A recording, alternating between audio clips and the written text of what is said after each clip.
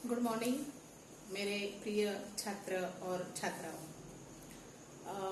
इस साल मैं सौ परदेशी ज्योतिका जगदीश आपको हिंदी यह विषय पढ़ाने वाली हूँ। तो आज से पहले हमने ग्रामर मतलब व्याकरण के कुछ पाठ पढ़े हैं, कुछ संकल्पनाओं को भी हमने जान लिया है। आज हम इस पहली इकाई में हमारी पहली कविता है हे मातृभूमि। इस कविता का अध्ययन हमें आज करना है। तो इस कविता को लिखा है रामप्रसाद बिस्मिल जी ने। इस कविता में बिस्मिल जी ने हमें हमारी मातृभूमि की जो विशेषता है उस विशेषताओं को बताने की कोशिश की है कि हर एक भारतीय नागरिक को हमारी मातृभूमि के प्रति किस प्रकार व्यवहार करना चाहिए, हमारी मातृभूमि का हमें आदर करना चाहिए, मातृभूमि के प्रति हमारा जो कर्तव्य है इस कर्तव्य का पालन हमें किस प्रकार करना चाहिए, इसका ज्ञान हमें इस कविता में रामप्रसाद बिस्मिल जी ने दिया है। तो देखो, आज हम सबसे पहले इस कविता का पठन करेंगे और आपको सभी को बुक्स निकालनी है और इस कविता को पढ़ना है। तो मैं कविता कहूंगी, आप पढ़ो, आप देखोगे। देखो, हे मातृभूमि तेरे चरणों में शीश नवाऊं, मैं भक्ति भेंट अपनी तेरी शरण में लाऊं। माथे पे तू हो चंदन, छाती पे तू हो माला, जिह्वा पे गीत तू हो मेरा, तेरा ही नाम गाऊं। जिससे सपूत उपजे श्री राम कृष्ण जैसे, उस धूल को मैं तेरी निज शीश पे चढ़ाऊं। माई समुद्र जिसकी पदरज को नित्य धोकर, करता प्रणाम तुझको मैं वे चरण दबाऊं। सेवा में तेरी माता मैं भेदभाव तज कर, वह पुण्य नाम तेरा प्रतिदिन सुनो सुनाऊं। तेरे ही काम आऊं, तेरा ही मंत्र गाऊं, मन और देह तुम पर बलिदान में जाऊं। तो इस प्रकार हमें कविता लयबद्ध गानी है और आपको भी जब ओरल एग्जाम होगी उस समय इस कविता को गाना है। तो देखो, इस कविता में बिस्मिल जी ने हमारी धरती माँ की मतलब हमारी मातृभूमि की जो विशेषता बताई है उस विशेषता का हमें अध्ययन करना है। देखो, पहले दो पंक्तियों में कवि ने कहा है कि हे मातृभूमि, मैं तेरे चरणों में शीश नवाना चाहता हूँ। शीश मतलब हमारा मस्तिष्क और नवाना मतलब मातृभूमि को प्रणाम करना। तो कवि कहते हैं कि हे मातृभूमि, तेरे चरणों में मैं प्रणाम करना चाहता हूँ, अपना शीश अपना मस्तिष्क यहाँ पर मैं झुकाना चाहता हूँ। दूसरे पंक्तियों में कहा है कि माथे पे तू हो चंदन, छाती पे तू हो माला। माथे पे चंदन, चंदन मतलब हम जो तिलक लगाते हैं। हमारी इस मातृभूमि की जो मिट्टी है, इस मिट्टी को कवि ने चंदन कहा है। तो यह मिट्टी हमें चंदन की समान है, इसीलिए कवि कहते हैं कि इस मिट्टी को मैं अपने माथे पर लगाना चाहता हूँ। और छाती पे तू हो माला, जीवा पे गीत मेरा। जीवा, जीवा मतलब हमारी जुबान, जिससे हम बात करते हैं, उस जुबान पर मैं हमेशा तेरा ही गुणगान करना चाहता हूँ, तेरा ही नाम लेना चाहता हूँ। इस मिट्टी को मैं चंदन समझता हूँ और जीवा पर हमारी जुबान से मैं सिर्फ तेरा ही नाम लेना चाहता हूँ। जिससे सपूत उपजे श्री राम कृष्ण जैसे, उस धूल को मैं तेरी निज शीश पे चढ़ाऊं। देखो, हमारी इस धरती माता पर, हमारे इस मातृभूमि में ऐसे बहुत से सपूतों ने जन्म लिया है।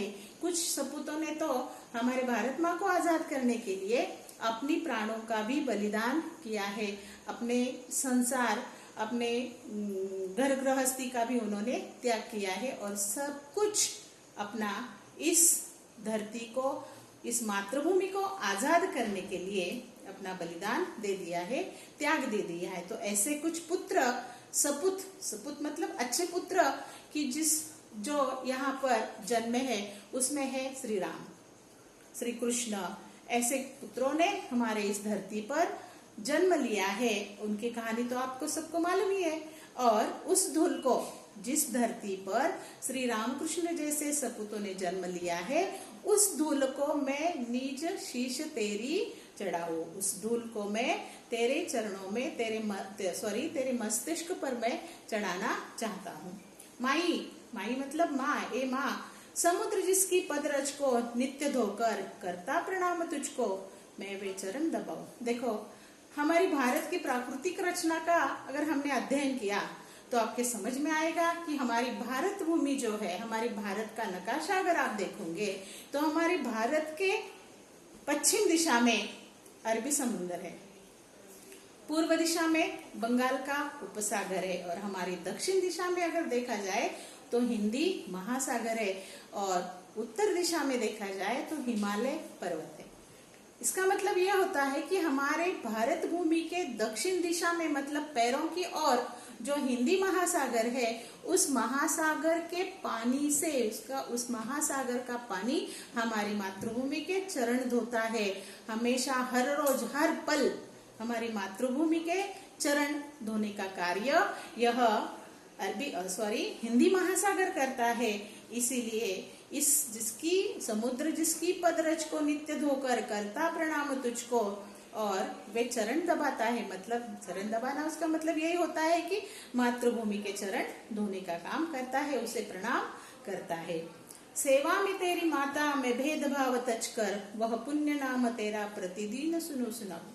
कवि कहते हैं कि हे मातृभूमि, मैं तेरी सेवा करना चाहता हूँ, और यह सेवा करते समय मैं हर प्रकार का भेदभाव भूलना चाहता हूँ। त्यागना मतलब भूल जाना, सभी भेदभाव को भूलकर मैं तेरी सेवा करना चाहता हूँ, और प्रतिदिन मैं तेरा ही नाम सुनना चाहता हूँ और सुनाना चाहता हूँ।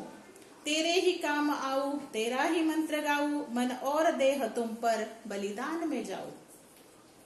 आखिर पंक्तियों में कवि ने कहा है कि मातृभूमि, हे माँ, मैं तेरा ही गुणगान करना चाहता हूँ, और मंत्र के रूप में, जैसे हम ओम नमो शिवाय या फिर कोई गायत्री मंत्र वगैरह पढ़ते हैं ना, उसी प्रकार कवि कहते हैं कि हे मातृभूमि, मैं हमेशा तेरे ही रूपों का, तेरे ही गुणों का, तेरे ही विशेषताओं का गुणगान मंत्र रूप से करना चाहता हूँ, और हो सके तो मैं तेरे लिए ही समर्पित होना मतलब अर्पण करना, त्याग देना, सब कुछ समर्पण कर देना, और जिस भी रूप में तू, जिसी भी रूप में हो, उसी सभी रूप में मैं तेरे लिए ही समर्पित रहूं। मेरा तन मन धन सब कुछ मैं तुझ पर निछावर करना चाहता हूँ।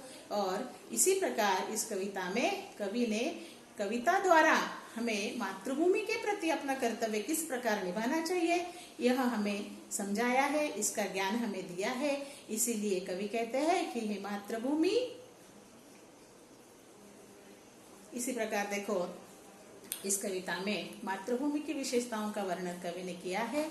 मैंने कुछ शब्दार्थ लिखे हुए, उस शब्दों का अर्थ आपको अपनी कापी में लिखना है, और अंतिम जो स्वाध्याय दिया है, कविता के अंत में जो स्वाध्याय दिया है उसे आपको अपने कापी में लिखना है, और लिखकर आपको ग्रुप पर डालना है। ग्रुप पर डालते समय अपना नाम, पूरा नाम आपको लिखना है, और जो जिस डेट को होमवर्क दिया है उस डेट को भी वहां पे लिखना है। इसी प्रकार अगर कविता समझ में आती है तो अच्छी बात है, अगर नहीं आती है तो जो भी शंका आपको होगी, जो भी आपको परेशानी होगी, आप मुझे मेरे नंबर पर बता सकते हैं, उस समस्या का हल किया जाएगा। धन्यवाद।